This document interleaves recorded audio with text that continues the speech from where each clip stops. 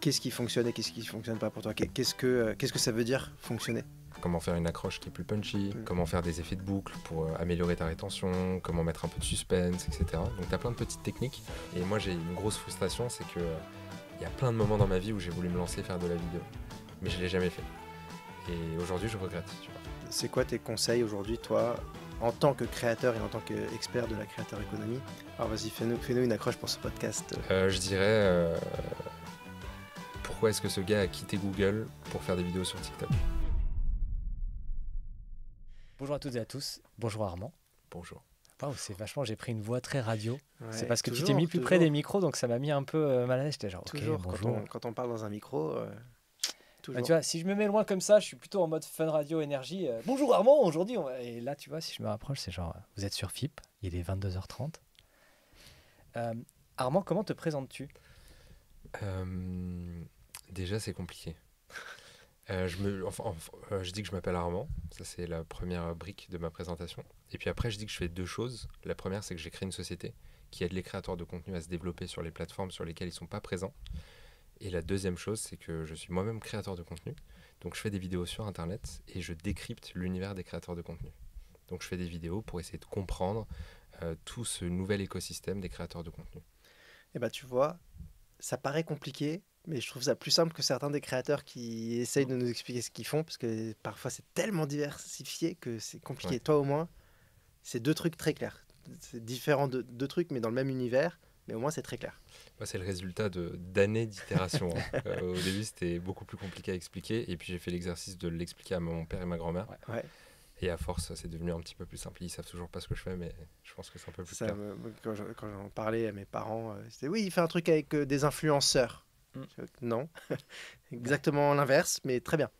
On va dire oui. Moi, j'avais essayé avec ma grand-mère à l'époque et juste à la fin, je disais Google. Ouais. Ça parlait quand parlait. même. Ok. Au moins, elle avait vu la Bah, télé un YouTube, truc sur non Google. Google. Google, même pas YouTube. Google. Ah ouais. C'est bien déjà. Sur les ordinateurs, les internets, Google. Tu vois, c'était niveau premier, quoi. Mais, et alors, comment... Donc, tu es devenu créateur de contenu en même temps qu'entrepreneur ou est-ce que tu as commencé les réseaux sociaux? Quand est-ce que tu as commencé les réseaux sociaux en tant que créateur, vraiment, créateur de contenu?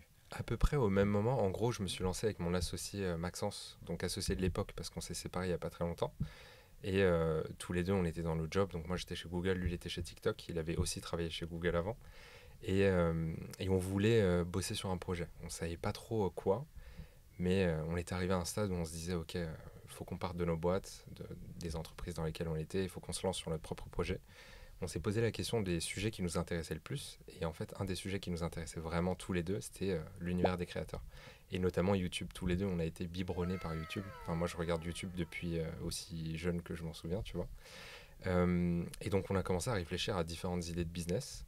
Et en même temps, un peu, je pense que l'excuse qu'on se donnait, c'était que pour être au plus proche des gens avec qui on va travailler, il faut qu'on soit nous-mêmes créateurs de contenu. Mais je pense que la vraie raison, c'est que tous les deux, on voulait le faire, mais on n'avait pas d'excuse pour le faire, tu vois.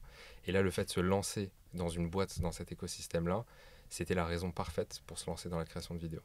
Et du coup, à peu près à ce moment-là, ça s'est fait en même temps. Donc c'était, je crois que la première vidéo, si je dis pas de bêtises, c'était janvier 2021, un truc comme ça.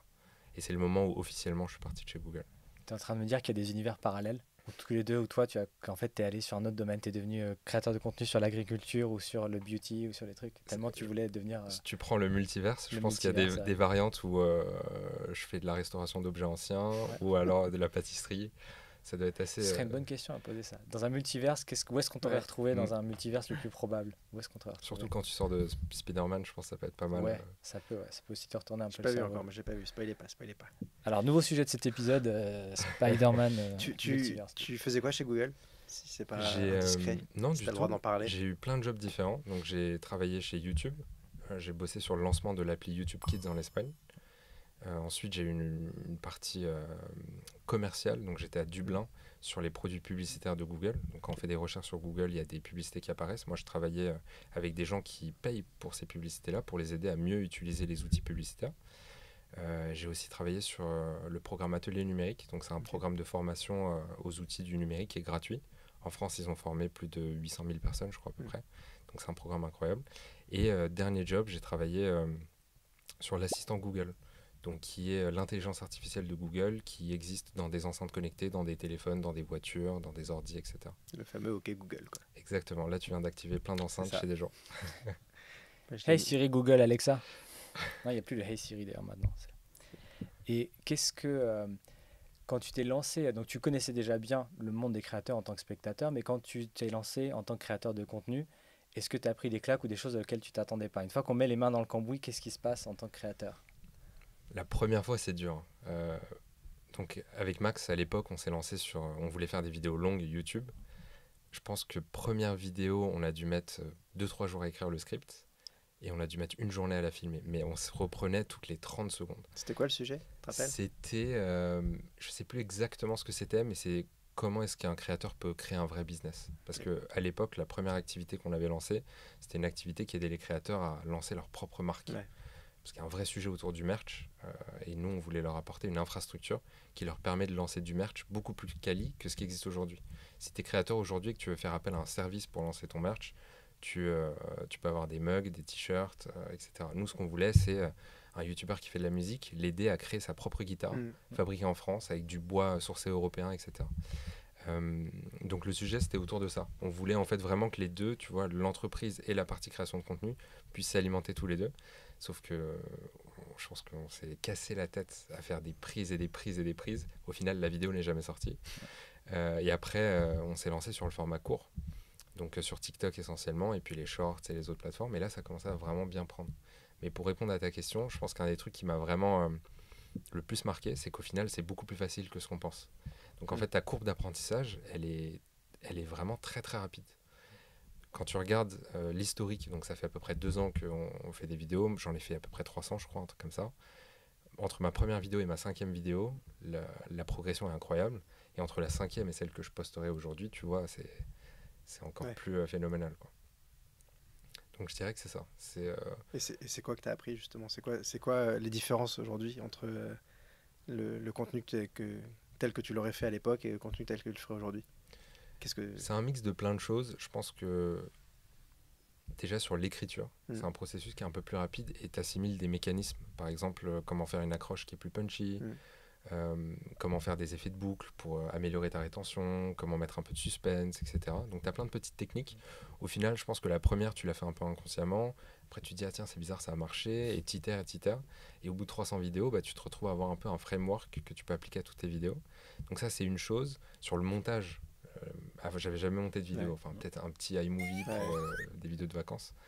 Mais pareil, sur le montage, sur Final Cut, ma progression était exponentielle, quoi. Ça répond à ta question. Ouais, de ouf. Est-ce qu'il y a autre chose sur la sélection des sujets, sur la façon dont je m'organisais? Aujourd'hui, en fait, j'ai une sorte de Trello. Donc, c'est un tableau sur mon ordinateur qui me permet d'avoir toutes mes idées. Je peux passer ensuite mes idées du statut d'idées à écrite, tourner, monter, publier, etc. Et tu disais que tu avais appris à faire évoluer ton storytelling en regardant ce qui fonctionnait, ce qui ne fonctionnait pas. Qu'est-ce qui fonctionne et qu'est-ce qui ne fonctionne pas pour toi? Qu'est-ce que ça veut dire fonctionner? Est-ce que c'est quand tu atteins 100 000 vues? Est-ce que c'est quand tu as X nombre de likes? Qu'est-ce que ça veut dire fonctionner? C'est une bonne question. Déjà, pour moi, fonctionner, est-ce que c'est une vidéo dont je suis fier? Et sur les 300 vidéos de format court et une dizaine de vidéos de format long, franchement, il n'y en a pas beaucoup où je me dis je suis fier. Et là, j'arrive à un stade où je commence petit à petit à être plus fier de mes vidéos. Donc ça, c'est quelque chose sur lequel tu peux avoir le contrôle, parce que ça ne dépend pas du nombre de personnes qui vont regarder les vidéos. Après, il y a un facteur qui est du coup externe, c'est combien de personnes regardent les vidéos.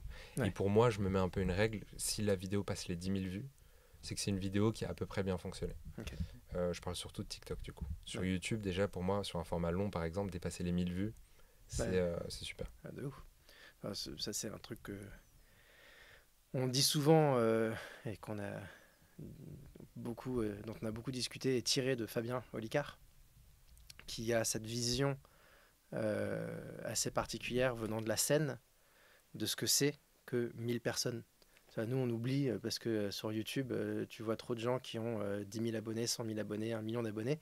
Mais quand tu ramènes 1000 personnes, 2000 personnes, c'est l'Olympia.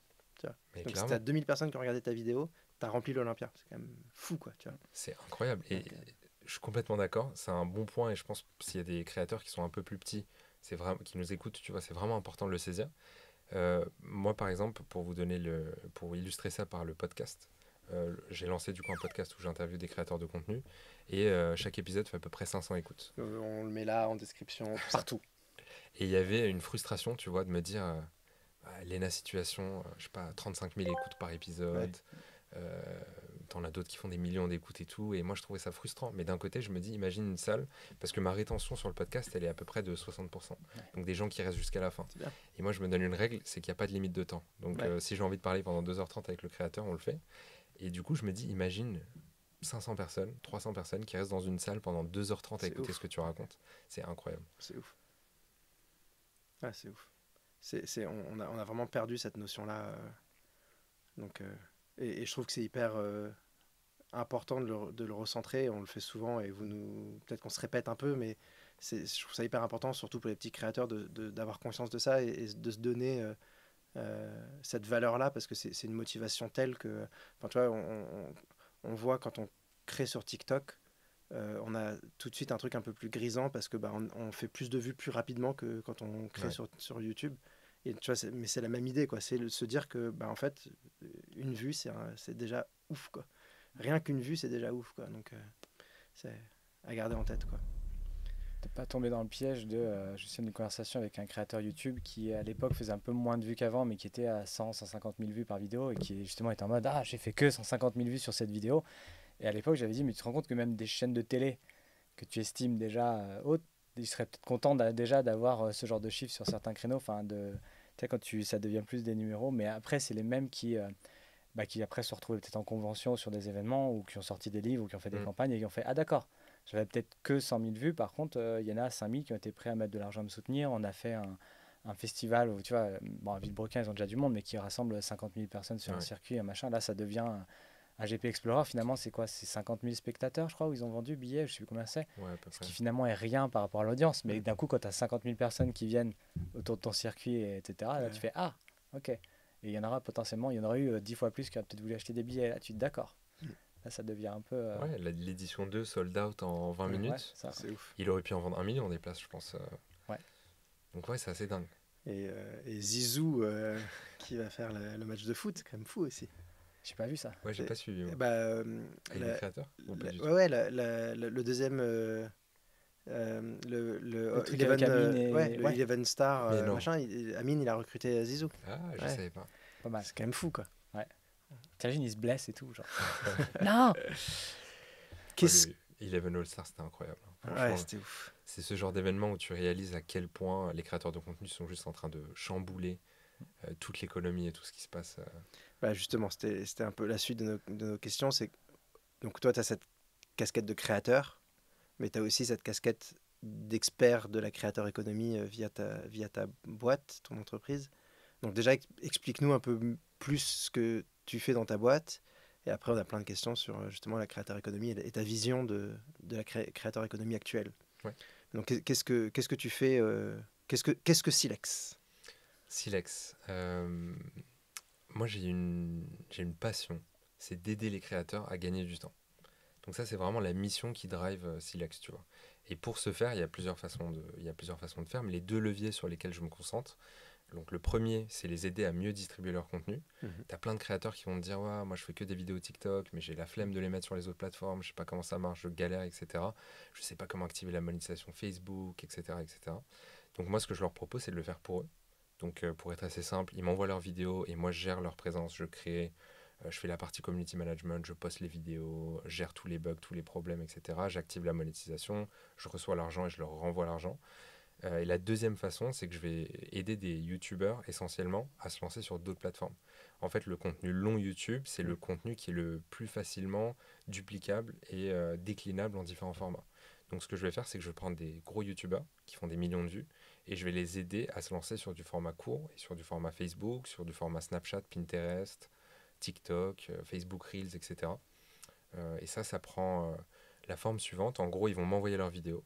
Et moi, avec mon équipe de monteurs, j'ai une très grosse équipe, on est 2, on va décliner les vidéos et on a toute une stratégie en fait pour les faire grossir, notamment sur Facebook, qui est quand même la plateforme qui rémunère le mieux, pour les faire grossir le plus vite possible.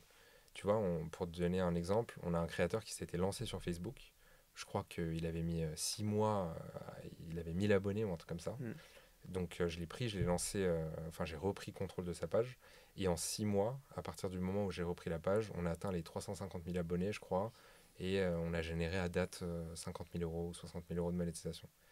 Donc tu vois, on a des frameworks, on a des techniques qu'on implémente et qu'on met à disposition de ces créateurs-là. Et pour donner un peu plus précisément, si jamais il y a des gens qui veulent se lancer sur Facebook, d'ailleurs, petit passage, petit aparté, mais Facebook, c'est vraiment l'underdog. Tout le monde, à chaque fois que je dis que je bosse avec des créateurs qu'on lance sur Facebook, les gens me disent « Mais attends, mais Facebook, c'est pas que des vieux et tout », mais pas du tout. Surtout si tu as une audience qui est internationale. Alors là, les chiffres sont incroyables. Mais du coup, la méthode, ou grosso modo, c'est un mix de plusieurs choses. Donc il y a une partie organique. On a trouvé des trucs, des outils ou alors des méthodes naturelles, donc qui ne sont pas payantes, qu'on peut utiliser sur les plateformes. Donc c'est des hacks sur les titres, les descriptions, les hashtags, les partages en story, etc. Après il y a une partie payante, donc c'est avec de l'ADS.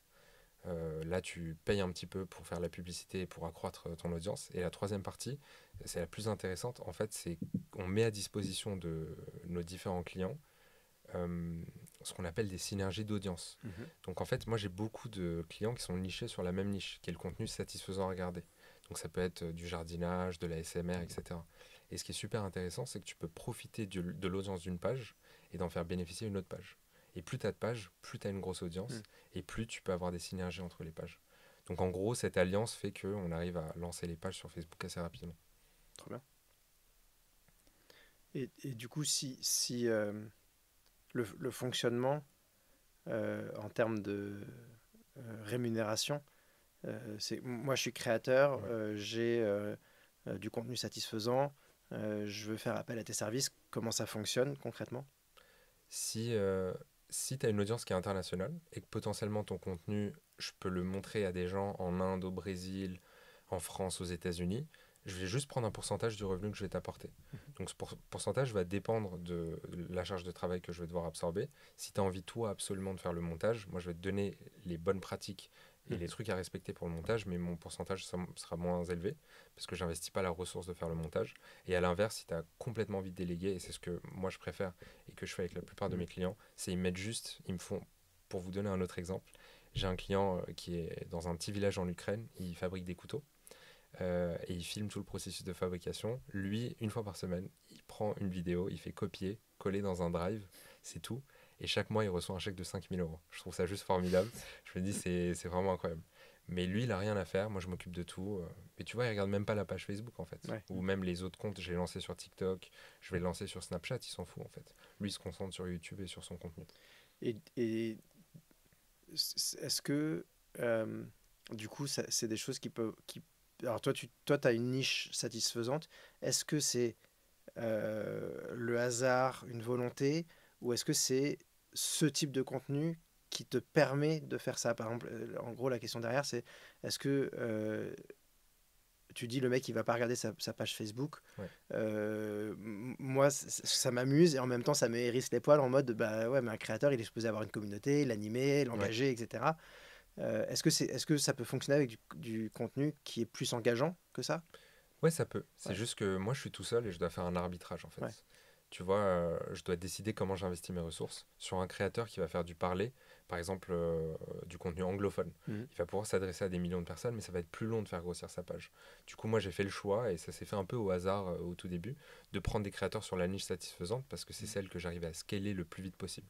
Mais pour te dire, je bosse aussi avec des créateurs français qui s'adressent qu'à une audience francophone. Donc là, c'est beaucoup plus lent et le modèle économique, il est un peu différent. Je prends un fee fixe sur le mois. Parce que sinon, ils font pas assez de volume pour que je puisse me rémunérer. Mais si des créateurs écoutent, en tout cas, je dirais que si vous faites du contenu court, n'hésitez pas à le distribuer sur toutes les plateformes. C'est une opportunité qui est incroyable. Maintenant, tu vois, les Reels Facebook sont monétisés. YouTube Shorts commence à rémunérer de façon de plus en plus intéressante. Les Reels Instagram vont être monétisés aussi bientôt. Donc franchement, c'est dommage de ne pas se priver. Moi, je vois beaucoup de créateurs qui ne postent que par exemple sur TikTok ou que sur Instagram. Et C'est après, vraiment comme tu dommage. disais, c'est aussi du temps, le côté chronophage, de se dire si tu veux faire les choses des fois bien, Ouais. il faut que tu t'habitues au code de chaque plateforme. Donc YouTube, il faut une description bien, mais pas de hashtag, alors qu'Insta, c'est peut-être bien de mettre du hashtag. Du coup, tu arrives sur TikTok où au début il y avait des descriptions Mm. à 400 caractères, maintenant c'est 2000. Donc tu dis donc il faut que je fasse une vraie description, mais pas avec les mêmes mots. Enfin, je comprends aussi que ça puisse être un peu. Ouais, c'est difficile et aujourd'hui, il n'y a pas d'outil qui te Mm. permet en plug and play, juste tu donnes une vidéo et il te la distribue sur toutes les plateformes. Ouais. Donc malheureusement, ça n'existe pas parce que TikTok a fermé un peu son API. Oui. Enfin, donc c'est un peu compliqué, mais moi ce que je dirais, c'est à la limite, si vous n'êtes pas sur TikTok, repostez sur TikTok, faites-le aussi sur Facebook et vous prenez pas la tête avec des hashtags, des Mm. trucs, etc. Juste être présent sur la plateforme, c'est mieux que ne pas y être. Tu parles beaucoup de Facebook et tu disais tout à l'heure que c'était un peu l'underdog. Euh, c'est l'underdog du repurpose ou tu t'imagines aussi pouvoir relancer un truc nouveau sur Facebook? Je pense que Facebook est même plus fort que YouTube pour créer une communauté. Ah ouais? Ouais. J'ai vu des créateurs qui sont Facebook only, qui ont réussi à Ça créer une existe encore? vraie. Ça existe C'est encore et fou. c'est impressionnant. Parce qu'en fait, Facebook, c'est à l'origine une plateforme pour les communautés. Mhm. Tu vois, là où YouTube, c'est une plateforme où le contenu est au centre et ensuite il y a toute une communauté autour. Donc, pour te répondre, oui, je pense que c'est possible. Il y a des créateurs qui le démontrent très très bien. Tu vois, par exemple, il y a une chaîne que j'aime beaucoup qui s'appelle Cook and Record. C'est Lorraine, elle fait des vidéos de pâtisserie. Elle est surtout sur Facebook. Aussi sur Instagram et sur YouTube, mais elle cartonne sur Facebook. Et je pense que c'est possible aujourd'hui même de démarrer sur Facebook. Après, ce serait bête de démarrer sur Facebook et pas de se mettre sur Ouais. YouTube ou une autre plateforme. Mais il y a clairement de la place, ouais, pour créer une vraie communauté. Alors, du coup, justement, c'est quoi tes conseils aujourd'hui, toi, en tant que créateur et en tant qu'expert de la créateur économie, pour quelqu'un qui voudrait se lancer aujourd'hui? Comment tu lui conseillerais de se lancer? Est-ce que, il se lance sur toutes les plateformes en même temps? Est-ce que, tu vois, est-ce que c'est plutôt YouTube parce que justement tu peux repurpose et facilement faire sur les autres plateformes du contenu, mais sachant que Mm. YouTube c'est plus long et plus dur et plus coûteux de faire des vidéos, etc. Donc, si toi tu devais, si là je te dis, vas-y, dis-moi comment je me lance. Ouais. Je dirais peut-être deux conseils. Le premier, c'est prends le chemin le plus court pour arriver à la création de contenu. Donc ça, c'est le format le plus court et ce serait potentiellement TikTok, Mhm. là où les attentes sont quand même les plus légères et surtout les gens sont moins difficiles sur TikTok. Tu vois, tu peux faire, moi je le vois, si je fais une faute d'orthographe sur un sous-titre sur TikTok, il y a deux, trois personnes qui vont commenter, mais ça va. Par contre, sur Facebook, si tu fais une faute sur un sous-titre, là tout le monde s'affole, enfin tu reçois des DM menaçants et tout, Ah, ça, c'est c'est une n'importe question quoi. d'âge Ouais, du probablement, consommateur, ouais. quoi, du viewer. Ouais. Mais du coup, je dirais, prends le chemin le plus court et donc commence avec des vidéos courtes. Donne-toi le challenge de faire une vidéo, juste aujourd'hui. Mais vraiment, même si elle est nulle et même si tu veux ne pas la poster, fais juste une vidéo pour avoir tout ce process de tu réfléchis à l'idée, tu la filmes, tu la tournes et peut-être tu la postes pas. C'est très difficile de franchir le cap Mhm. de poster une vidéo, surtout si c'est une vidéo où on voit ta tête, parce que tu te dis, bah, mes collègues, mes T'exposer, ouais. copains, tu t'exposes, c'est très difficile. Mais au moins, tu fais l'exercice de le faire. Et une fois que tu as fait ça, donne-toi le challenge de publier une vidéo par jour pendant 100 jours. C'est ce qu'on a fait nous quand on s'est lancé avec Max. Et franchement, tous les clients que j'ai, ou tous les gens que j'ai accompagnés qui se sont lancés sur TikTok, à chaque fois, ça a marché en faisant ça. Et je donnerais peut-être un deuxième conseil, c'est je vais utiliser la métaphore un peu du surf, parce que je commence à m'intéresser au surf et je me dis que je ferais peut-être un voyage au Portugal pour apprendre à surfer. Mais quand tu regardes les surfeurs, ils sont tous tout le temps au même endroit. Mhm. Pourquoi? Parce qu'ils essaient de prendre la meilleure vague, la plus grosse vague à cet endroit précis. Et t'as pas des petits surfeurs qui sont sur des vagues Mhm. complètement éclatées à 200 mètres, etc. L'image sur la création de contenu, c'est la même. En fait, si tu vois une vague, essaie de prendre la plus grosse vague possible. Et aujourd'hui, la plus grosse vague, pour moi, c'est le contenu vertical court. Mhm. Donc, te prends pas la tête à faire des vidéos longues ou à te lancer directement avec un podcast, etc. Si tu as envie de te lancer sur le format vidéo, tu fais des vidéos courtes, tu pars directement, ce sera le plus rapide pour avoir du résultat. Ok. Euh, Est-ce que aujourd'hui il y a, beaucoup de gens qui disent avoir craqué les algos, en Ouais, gros, des euh, vendeurs de rêves, ça. des Je vendeurs de vois pas de rêves. quoi tu parles. Certains n'ont pas forcément tort, tu vois. Mm. Tu vois des créateurs, des créatrices qui enchaînent un nombre de chaînes YouTube ou de Ouais. comptes TikTok différents et qui cartonnent tout autant, tu vois. Donc ça veut dire qu'il y a quelque chose derrière qu'ils ont. Euh, Est-ce que aujourd'hui, toi, en tant que créateur, du coup, et en tant que personne qui travaille avec des créateurs, est-ce que tu recommandes plutôt d'écrire et de réaliser du contenu pour les algos, sachant que c'est ça qui va fonctionner, ou plutôt pour soi-même, parce que c'est ça qui va nous faire durer dans le temps. On va faire quelque chose qu'on aime, on va faire quelque chose qui nous Ouais. plaît, qu'on a envie de faire, qu'on est motivé de faire. C'est quoi la balance pour toi là-dessus? C'est une bonne question. J'ai envie de te dire, pourquoi est-ce que les algos, et notamment pourquoi est-ce que TikTok, l'algo fonctionne aussi bien? C'est parce qu'il est calqué sur le fonctionnement du cerveau humain. Mhm. Donc en fait, si tu fais des vidéos pour les gens, bah, ça va plaire à l'algo et ça va fonctionner. Et tu vois, t'en as certains qui tombent dans le piège, je pense, de se dire, ok, je sais pas, TikTok, ils aiment bien ça, etc. Mais au final, ils disent avoir craqué l'algo, mais ce qu'ils ont vraiment craqué, c'est la psychologie de leurs viewers, je pense. Donc moi, je dirais, fais une vidéo que toi-même, tu as envie de regarder, qui te plairait, et surtout une vidéo sur laquelle tu vas accrocher jusqu'à la fin. Mm. Pour moi, il faut que tu aies un focus rétention. Tu te dises, ok, le plus important, c'est la rétention, c'est pas la qualité de la vidéo, c'est pas la façon dont je le filme, c'est la rétention, et ça va passer par le storytelling, donc ce que tu vas raconter. L'histoire, c'est la clé de ta vidéo. Mm. Donc je dirais, concentre-toi pour faire une vidéo que toi-même, t'aurais aimé vraiment regarder jusqu'au bout.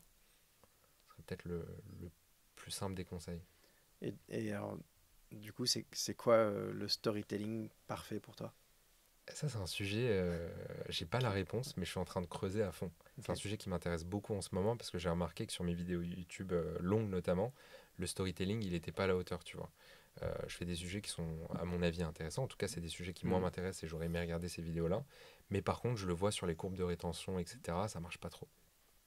Du coup, c'est un sujet que je suis en train de creuser et je le creuse de différentes façons. La première, c'est que je suis en train de me remater plein de Pixar et de Disney, mais je les regarde avec un œil de Ouais. storyteller. Et je me dis, ok, j'essaie de comprendre vraiment l'arc narratif du film. Et ce qui est trop drôle, c'est que tu vois, en fait, c'est un arc narratif assez simple qui se réplique d'un film à l'autre. Tu pourrais juste changer les Ouais, caractères et ça se réplique. Donc ça, c'est une façon. Après, j'essaie de consommer beaucoup plus de contenu, mais de contenu différent. Donc je vais voir des créateurs que j'ai pas du tout l'habitude de voir. Et ça, les algos de TikTok et de YouTube font vraiment bien le boulot. Euh, Qu'est-ce que je fais d'autre? J'essaie petit à petit aussi d'écrire les scripts des vidéos que je regarde et qui m'accrochent vraiment. Parce qu'en fait, quand tu regardes une vidéo, surtout, je prends l'exemple de Vito Vidéo par exemple. C'est intéressant comme exercice, ça. Ouais. En fait, quand tu regardes les vidéos de Vito, donc si les gens qui nous écoutent ne le connaissent pas, c'est un super gars. Il fait des vidéos TikTok qui sont vraiment incroyables. Mais quand tu les regardes, tu peux te dire, ah, il est fait à l'arrache, il a pris son téléphone comme ça. Mais en fait, c'est super bien écrit. Donc, si tu fais l'exercice de l'écrire, Mm. tu vois qu'il y a vraiment une accroche qui est puissante. Ensuite, il y a des rebondissements. Il y a des moments, même le choix des mots est super important.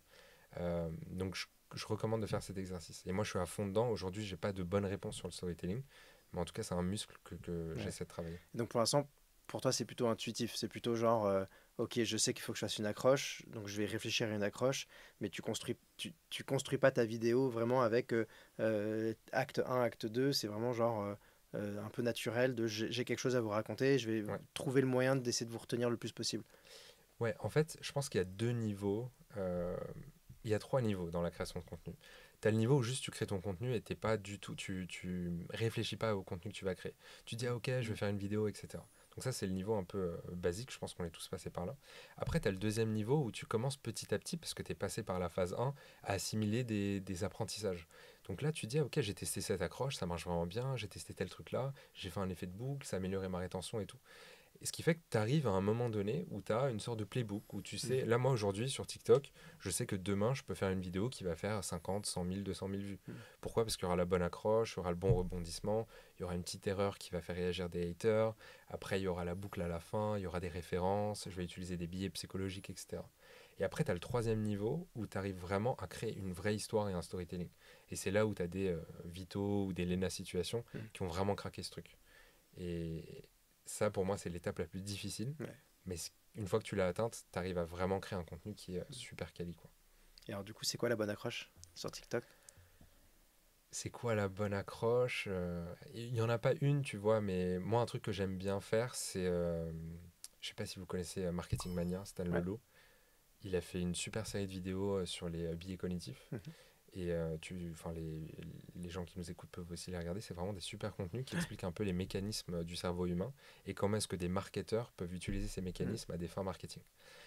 Donc moi, j'essaie d'utiliser certains de ces billets. Par exemple, tu as le billet de négativité où tu mets en avant quelque chose de négatif. Tu as aussi le social hacking ou le news hacking où tu te bases sur quelqu'un qui a de la notoriété ou un fait qui fait l'actualité. Ouais.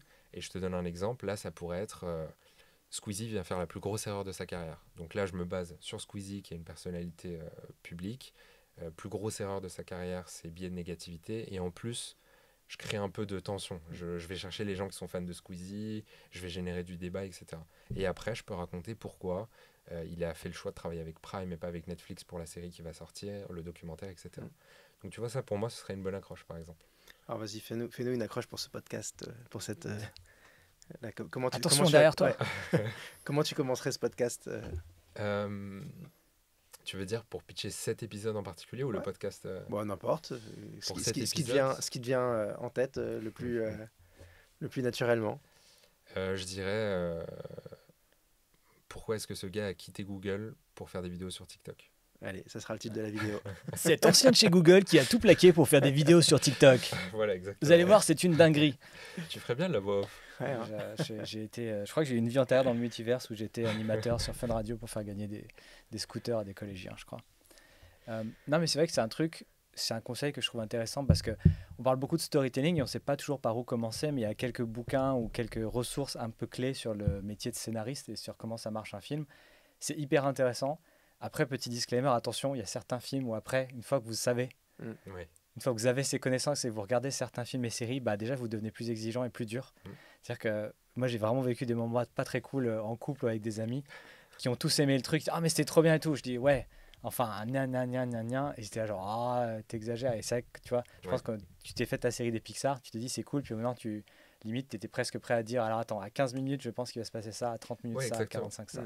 Là, je regardais Lucas, qui est l'histoire de ce mec, c'est une sirène un petit peu. Dès qu'il sort de l'eau, il se transforme en petit garçon. Et c'est marrant parce que je me disais, ok, là, ils viennent de poser le cadre, c'est le meilleur des mondes. Dans les 5 prochaines minutes, il va se passer un truc, il va y avoir un élément perturbateur. Et là, tu vois, enfin, je spoil pas pour les gens qui n'ont pas vu, mais donc tu as raison, ça peut te spoiler un petit peu, mais après, Pixar fait un super beau boulot. C'est un peu les rois maîtres, quoi. Ouais, carrément.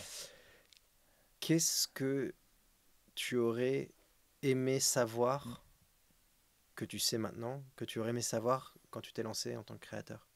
Qu'est-ce que tu vois, si tu repartais là maintenant, qu'est-ce que tu as appris qui était pour toi le plus important, que ce soit en collab, en business, en storytelling, tu vois, qu'est-ce que... Sachant que tu avais quand même la spécificité d'être lancé quasiment en même temps, à la fois en tant qu'entrepreneur et à la fois en tant que créateur de contenu. Souvent, c'est l'un des deux qui arrive d'abord et ensuite l'autre vient se raccrocher au wagon, quoi. C'est vrai, je dirais 2 choses. La première, c'est le focus. Vraiment essayer de se concentrer. Là, déjà, je dis le focus, mais je suis en train de faire 2 choses quand même très différentes, même si elles s'alimentent et que c'est une logique qui est intéressante. Je fais quand même 2 choses différentes. Et parfois, je me pose la question, je me dis, est-ce que j'ai pas intérêt? Est-ce que ma carrière de créateur serait pas beaucoup plus rapide et beaucoup plus successful si je me concentrais à 100% dessus? Et pareil pour mon business. Donc, je dirais d'être vigilant au focus. Et le deuxième truc, c'est que le meilleur moment pour se lancer, c'était hier. Et le deuxième meilleur moment, c'est aujourd'hui. Et moi, j'ai une grosse frustration, c'est que y a plein de moments dans ma vie où j'ai voulu me lancer et faire de la vidéo. Mais je ne l'ai jamais fait. Et aujourd'hui, je regrette, tu vois. Si j'avais eu, il y a 5 ans, la même régularité, la même rigueur qu'aujourd'hui, c'était un écosystème sur YouTube qui était quand même moins mature, etc. Je pense que ça aurait pu bien marcher. Et j'aurais peut-être une vie différente. Et tu vois, dans le métaverse, là, aujourd'hui, enfin le multiverse, il y a peut-être une Parce qu'en version plus, de tu moi, as ta chaîne de restauration de meubles anciens. C'est vrai que c'est beaucoup de choses. Non, mais c'est vrai que quand tu vois passer, tu as dû voir passer Dailymotion à l'époque, les débuts de YouTube. Après, tu vois popper un petit Musical.ly TikTok. Qu'est-ce que c'est que ce truc? Tu vois passer un Snap où tu vois un Twitch qui commence à devenir autre chose qu'un truc de gamer. C'est vrai qu'il y a des moments où tu peux te dire, ah, en fait. En fait, je dirais, j'ai un regret aussi par rapport à ça, c'est de pas avoir pris plus de risques, mais pas forcément des gros risques. Je vous donne un exemple, j'ai un copain en 2015, je crois, ou 2016, il me dit viens, on va à cette conférence, etc. Donc on va à une conférence sur le Bitcoin. On a 2 gars qui nous disent que ce truc va changer le monde et que c'est complètement révolutionnaire, etc. Et lui, il se dit à ce moment-là, tu sais quoi, je vais mettre 100 euros sur de l'Ethereum, juste pour voir. Et moi, j'étais là, non, mais pas du tout, enfin, j'ai trop peur et tout. Et à l'époque, j'aurais pu mettre juste 10 euros. L'idée, c'est pas de devenir multimillionnaire, mais c'est juste de mettre un pied dedans. Parce qu'une fois que tu investis, que ce soit sur le Bitcoin ou sur la création de contenu, ou même que tu achètes une caméra et que tu commences à faire 2-3 vidéos, juste le fait d'être investi dedans, tu es ce qu'on appelle skin in the game. Et ce qui fait que tu vas apprendre beaucoup plus, tu vas t'intéresser, tu vas consommer du contenu autour de ce sujet. Et peut-être que tu vas trouver un sujet qui t'intéresse vraiment. Moi, si à l'époque je l'avais fait, peut-être qu'aujourd'hui, je serais youtubeur crypto, tu vois. J'en sais rien. Mais je pense que si je devais revenir en arrière et changer quelques trucs, je prendrais plus de risques. Mais des petits risques, pas forcément me mettre en danger, tu vois. Donc, dans le multiverse où tu as revendu ta maison, ta voiture et un rein pour acheter des crypto-monnaies, ok, d'accord. Ouais. Qu'est-ce qui est pour toi la plus grosse difficulté en tant que créateur aujourd'hui? C'est quoi ton pain point Le tien de ou ceux créateur? auxquels sont confrontés ou Ouais. qui te remontent de par les gens avec des gens à qui tu travailles? Le plus gros qui est ressorti à travers toutes mes rencontres avec des créateurs, c'est la solitude. Parce que quand t'es créateur, et c'est MrBeast qui disait ça dans une de ses vidéos, je crois, avec MKPHD, il disait en gros, tu passes pour un fou jusqu'au jour où tu as percé, et là tout le monde dit que tu es un génie. De ouf. Tu vois. Je me rappelle très bien de cette vidéo. Ouais.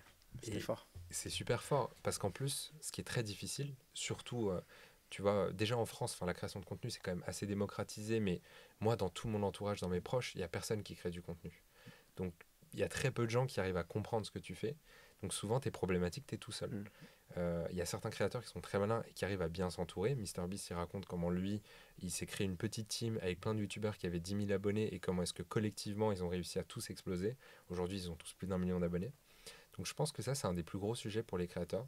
C'est comment est-ce que tu arrives à t'entourer, comment est-ce que ton entourage arrive à mieux comprendre ce que tu fais et que tu as le soutien pour pouvoir continuer. Parce que c'est dur. Là, on est dans un monde qui est quand même incroyable d'un point de vue création de contenu, parce que tu peux créer du contenu sur TikTok.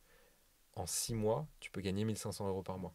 Alors qu'il y a 5 ans, il y a 10 ans, il fallait attendre peut-être 4 ans avant que tu puisses être monétisé sur YouTube.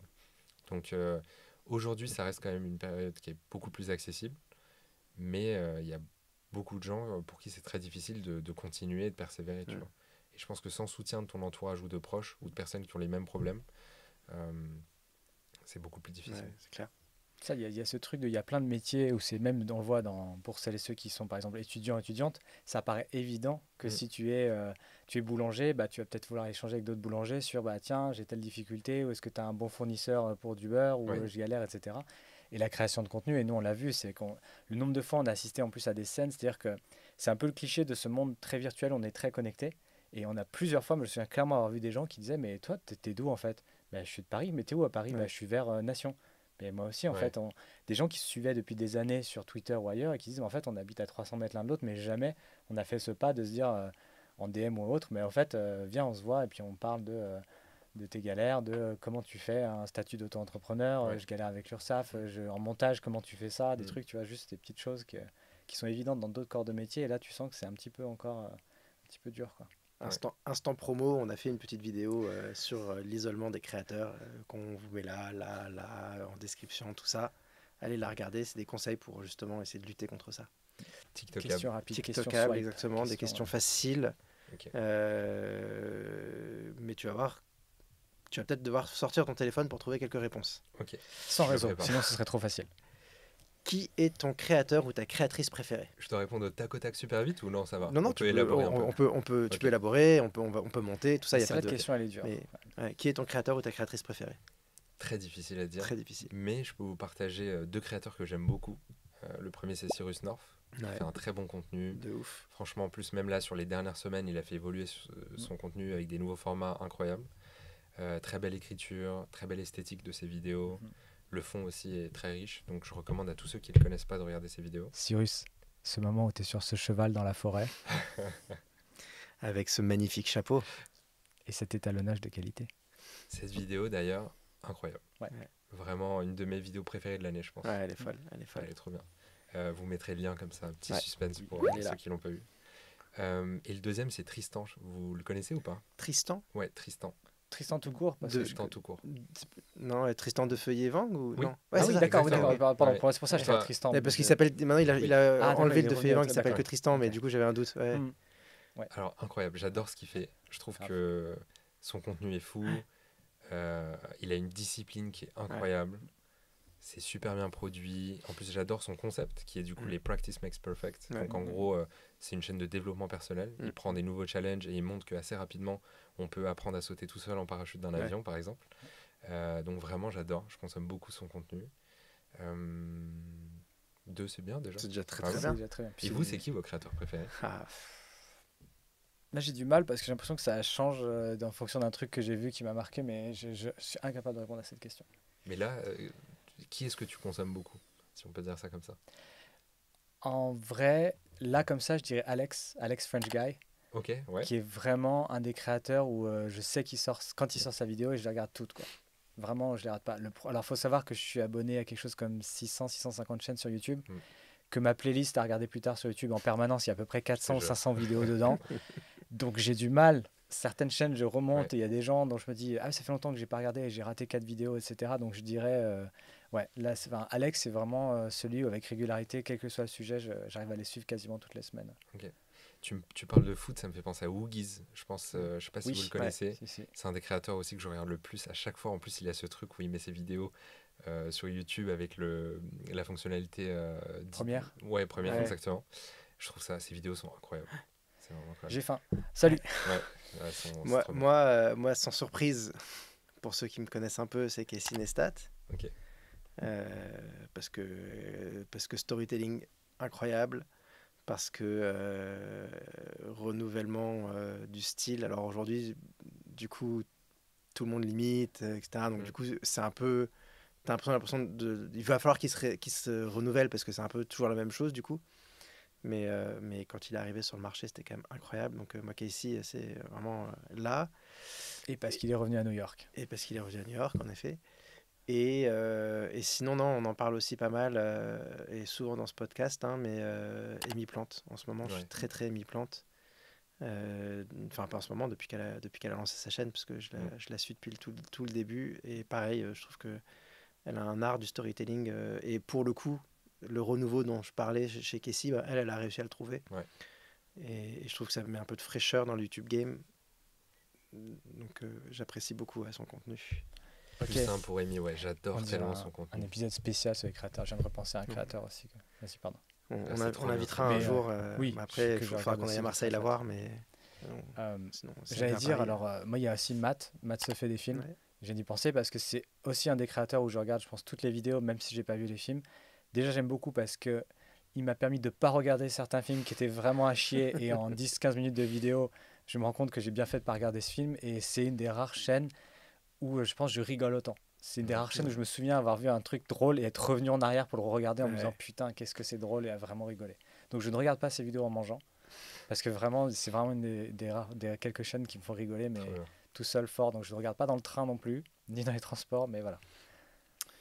Est-ce que tu as une chaîne ou un compte, parce que pas que YouTube, pas trop connu, coup de cœur à faire découvrir? J'en ai plusieurs. Là, en ce moment, j'ai découvert plusieurs contenus que j'ai trouvé incroyables.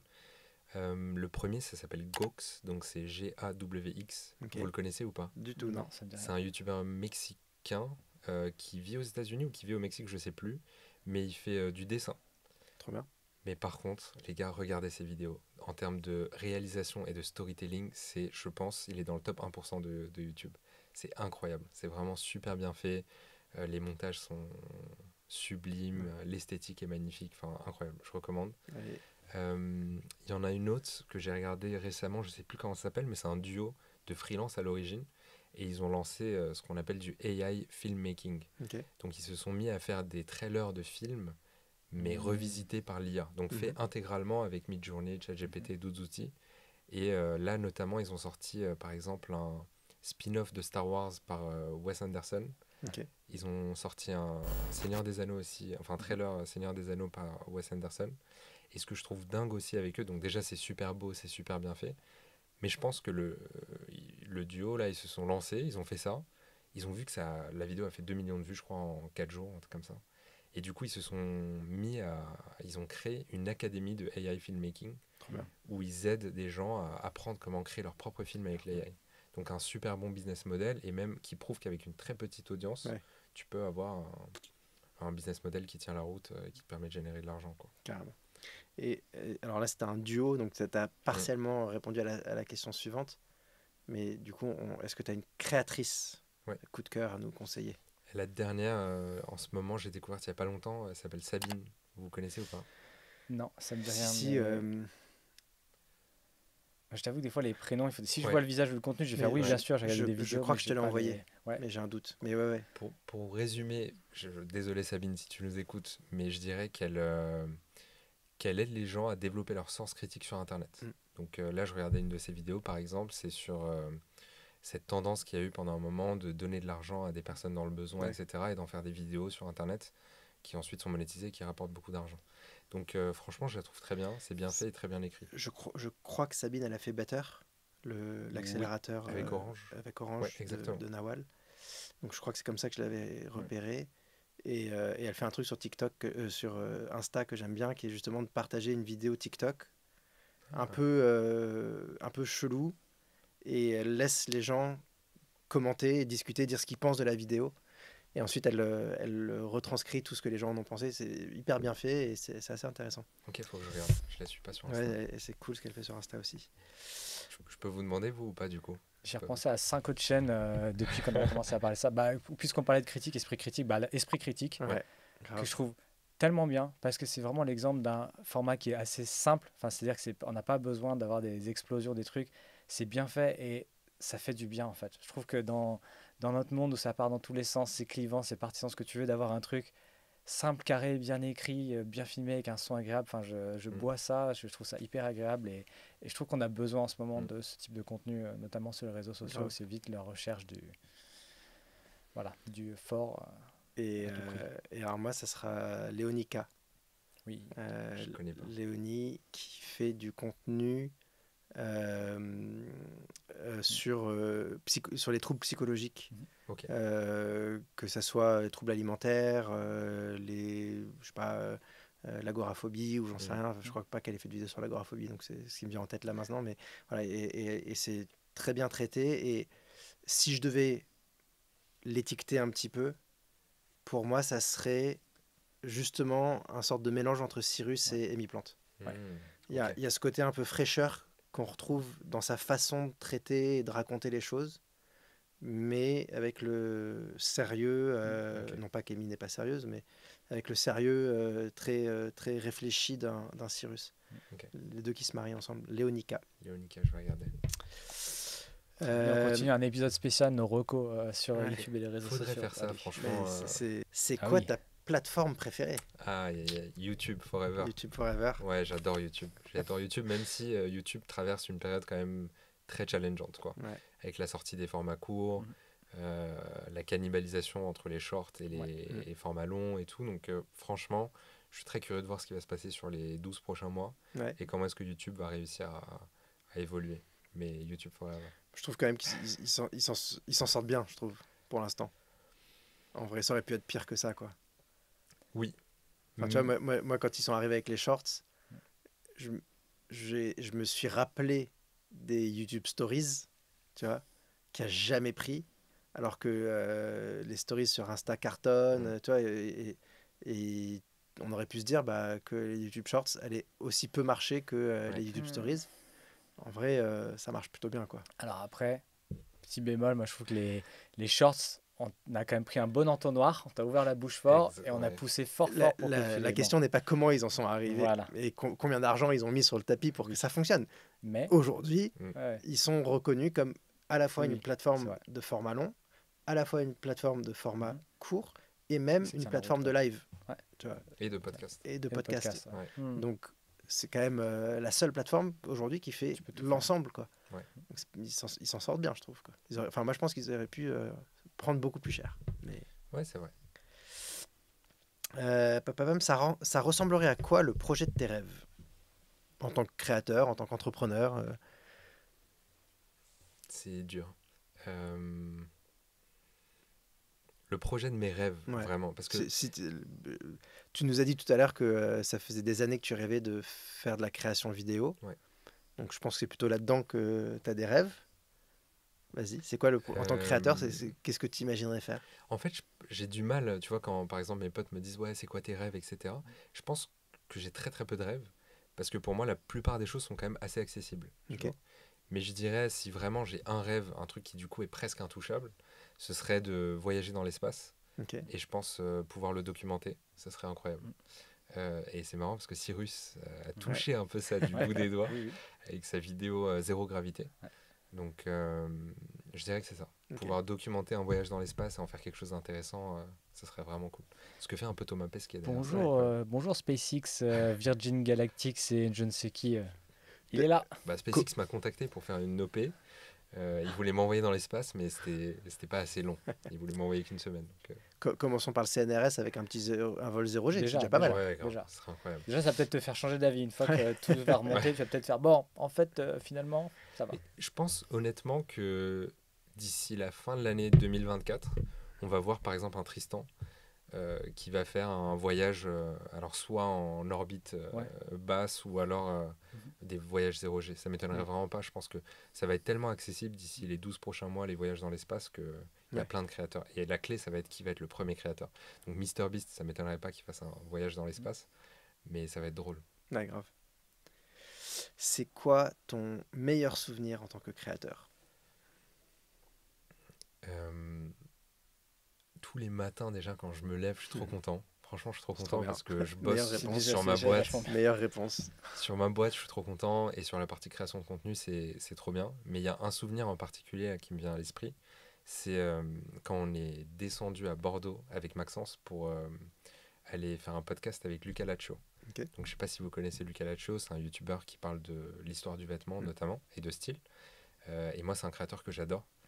Et là, tu vois, aller à Bordeaux, en plus chez lui, merci Lucas, tu nous as accueillis chez toi pour enregistrer un épisode de podcast, on a passé l'après-midi avec lui et tout. Franchement, je trouvais ça incroyable. Et je me suis dit, c'est fou, tu vois, c'est incroyable. Et c'était un de mes plus beaux souvenirs, je pense. Trop bien. Et alors, ton pire souvenir? J'ai pas de pire souvenir. Non. Franchement, là, tu vois, j'ai pas fait d'OP. Je fais pas beaucoup d'OP. Donc, j'ai pas d'OP un peu catastrophe. Toutes les OP que j'ai faites, je suis trop content. J'en ai pas fait beaucoup. D'ailleurs, s'il y a des sponsors, n'hésitez pas. Virgin Galactic, Tesla, SpaceX. J'ai pas de pire souvenir, franchement.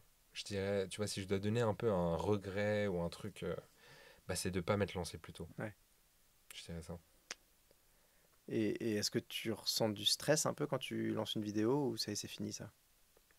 Au départ, j'imagine un peu, mais non, même pas. Non, franchement, je suis détaché du nombre de vues. Ouais, c'est Je, bien. je m'en fous. En fait, j'ai rencontré tellement de créateurs qui m'ont dit cette vidéo vraiment trop cool, etc. Et ça peut être une vidéo à 5000 vues. Ouais, Donc en fait, je me suis dit, tant que je leur apporte de la valeur, tant ouais, que je grave. peux partager des trucs et que j'essaie de documenter ou j'essaie d'apprendre des sujets et de faire gagner du temps à d'autres créateurs, franchement, ça me va. Après, une vidéo à 300 000 vues de temps en Ouais, temps, on est content. c'est pas mal, ça fait un peu de monétisation, ça paye les factures. Mais non, globalement, plutôt Ok. serein. Et Vous alors, savez, un jour qu'on parle de la majorité silencieuse, des fois même de contenus qui font très peu de vues. Enfin, nous, on l'a vu sur des Mm. premiers contenus qu'on a fait qui ont très peu de vues.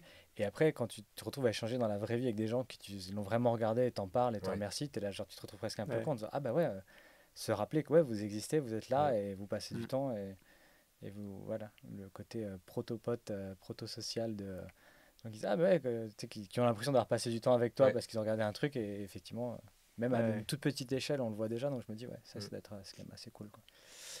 et pour terminer, est-ce que tu as des actus, que ce soit en tant que créateur ou en tant qu'entreprise ou en tant qu'humain, si tu veux. Quelles sont tes actualités du moment? Il y a pas mal d'actu. Pour Ouais. vous dire, dans ma vie perso, tout s'est un peu effondré, entre guillemets. Je me suis séparé de ma copine, j'ai vendu mon appart, Ah ouais. je me suis séparé de mon associé, donc ça fait un peu beaucoup de choses. Je vais épargner les auditeurs de ce moment un peu de désarroi.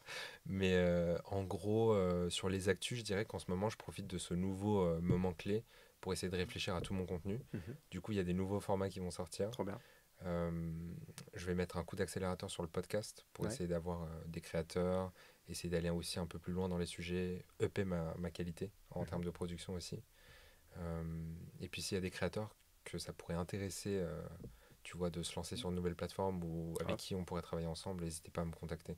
Avec plaisir, même pour vous, si on ne travaille pas ensemble, juste vous partager tout ce que j'ai appris. Ouais. Ça pourra peut-être être utile. Trop bien. T'as d'autres questions? On a fait le tour. Non, mais je me dis, il faut vraiment. Mon cerveau, il est resté un peu branché sur les trucs à Il est recommander. Ah, mais il y a 17h10. ça aussi. Ah, mais attends, il y avait machin, puis machine, c'était cool aussi. Ouais, Mais il faudrait Ah, faire très un truc, spécial. je pense, où tu vois, tu te poses avec des créateurs Ouais. et juste pendant 1 heure, vous balancez tous les contenus que vous aimez bien et tout. Ouais, grave. Ah, Parce et que moi, je avec suis le friand. téléphone en Ouais. main et l'historique. le Ouais. truc. Et Ah, c'est oui. c'est ça, en fait, il y a un autre format qu'on aimerait bien faire et qu'on fera peut-être à un moment donné, mais c'est dans le YouTube 2, tu vois. Et donc, Ouais. on se pose avec un ordi C'est trop bien et ça. à la fois regarder ton YouTube Studio, tu vois, où on va regarder en tant que créateur Ouais. tes analytics, ta monétisation, si tu le permets, etc. Enfin, tu vas essayer de comprendre justement ton taux de rétention, hein, mais aussi ce que tu regardes comme vidéo, ton historique, tu vois, genre, Ouais, les deux, grave. quoi. Dans le YouTube 2, ça, on aimerait bien faire ça, mais Ça me fait penser au format de Bonne Gueule dans le vestiaire 2. Je sais pas si vous avez je vu. connais pas. Non. C'est pas mal. Donc Bonne Gueule marque, enfin un blog et du coup marque de vêtements. Et ils ont un format dans le vestiaire 2. Ils vont voir essentiellement des créateurs. Donc ils l'ont fait avec Luca Laccio, avec Cyrus et avec j'ai oublié comment il s'appelle, mais Tip Style, c'est la fin de son nom sur Instagram. Bref. Et c'est un super format, je trouve. C'est Ouais, super grave, intéressant. je vais regarder. Ouais, c'est cool. Trop bien. Et bien sur ce, l'instant conclusion, c'est continuer à regarder des contenus passionnants sur les réseaux. Suivez Armand. Ton pseudo sur TikTok, c'est Armand au max, c'est ça? Exactement, Ouais, ok. ça a changé. Avant c'était Bien Armand joué. et Max, maintenant c'est Armand et Max parce que J'ai tout mis le un monde me moment, tu m'as fait disait. bugger devant mon écran, j'ai eu dit avoir la bouche ouverte, faire genre. Bien joué. Très bien, Ceux ça qui fait vont croire plaisir. que depuis le début ça s'appelait Armand au max, ils vont être là, attends, c'était Armand et Max ou Armand au max? Petit changement, mais Ouais, subtil. c'est ça, trop bien. Merci Donc beaucoup. de te suivre, de continuer à regarder des contenus bien sur les réseaux sociaux, de poser des questions quand il y en a, de parler à vos voisins et à vos amis créateurs et créatrices dans la vraie vie, c'est cool aussi. Et comme on veut pas faire du clickbait déceptif, j'espère que vous avez compris pourquoi ce Googler a quitté Google pour se lancer en tant que créateur. Et dans C'est- la c'est restauration la de meubles passion. anciens. Voilà. C'est la passion, tout simplement. Voilà. Ouais. Bah, merci, Armand. Merci à tous les beaucoup. deux pour l'accueil. Et puis ben, d'ici là, pour vous toutes et tous, n'oubliez pas de créer, publier. Et recommence. Trop cool.